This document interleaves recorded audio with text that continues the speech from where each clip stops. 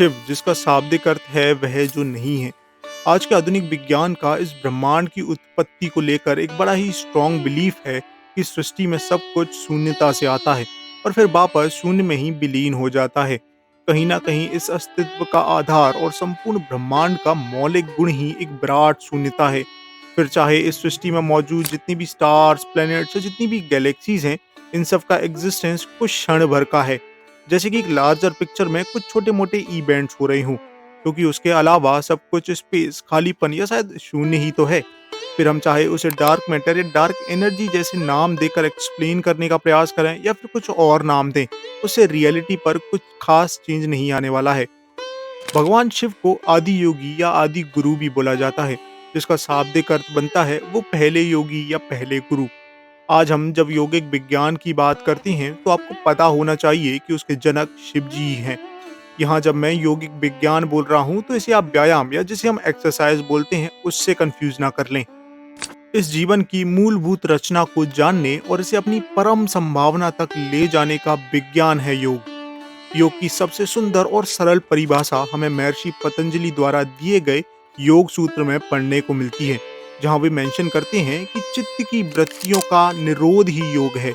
अब यहाँ चित्त को केवल मन या दिमाग से कंफ्यूज नहीं कर लेना। भारतीय दर्शन परंपरा में इन सभी टर्म्स को बड़ी गहराई से एक्सप्लेन किया गया है। हालांकि मन या चित्त को अच्छे से समझने के लिए हमें एक अलग वीडियो लगेगी, इसलिए अभी के लिए ये समझो कि हमारे स्वभाव, संस्कार और आदतों के समुच्चय को ही चित्त बोलते हैं। इसे आप मन का भी एक भीतरी आयाम समझ सकते हो। तो बस इसी चित्त की वृत्तियों पर कंट्रोल पाना, उन्हें वश में करने का विज्ञान ही योग है। हालांकि इसी बात को हमारे और भी कई शास्त्र अपनी अपनी व्याख्या देते हैं। जैसे कि गीता में भगवान श्री कृष्ण बोलते हैं कि योगः कर्मसु कौशलम, यानी कि कर्मों में कुशलता ही योग है।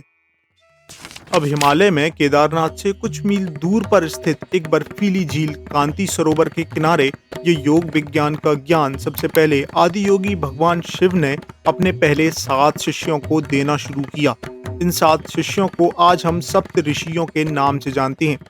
आप देखोगे कि भारतीय ज्ञान परंपरा में आपको द्वंद्व भी खूब देखने को मिलेगा और इसीलिए ही हम एक से दूसरे पहलुओं पर आते जाते रहते हैं। जैसे कि योग का एक अर्थ हमने चित्त की वृत्तियों का निरोध के रूप में देखा, तो वहीं योग शब्द युजर योग धातु से भी निष्पन्न हुआ है, जिससे इसका अर्थ योग फल या जोड़ भी हो जाता है, जहां आत्मा और परमात्मा के जोड़ को भी योग बताया गया है।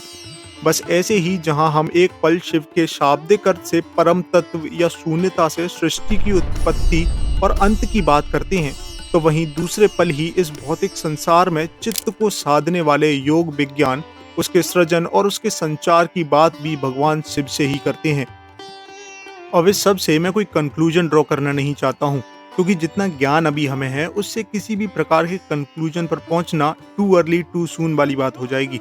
क्योंकि आप भी देखो कि महादेव हमारे शिव जी के हर एस्पेक्ट में एक डीप सिंबोलिज्म इनहेरिट है।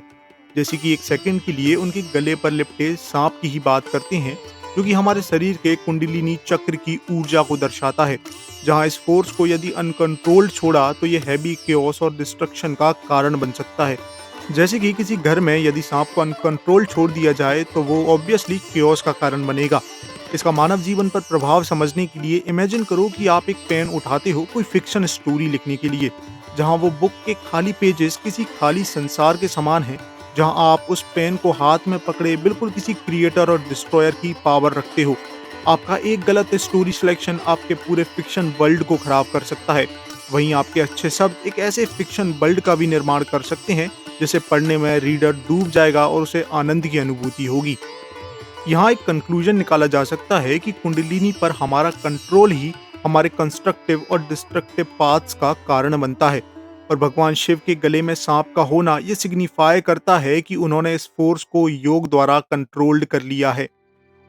और क्या आपको भी ये क्वेश्चन आता है कि क्या सच में ब्रह्मांड की उत्पत्ति शून्य या नथिंगनेस से हुई है?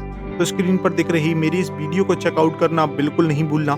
ये आपको सोचने के लिए एक अलग आयाम प्रदान करेगी। बाकी वेद, साइंस एंड मैथ्स पर आपको ये आवाज फिर सुनाई देगी। हर हर महादेव।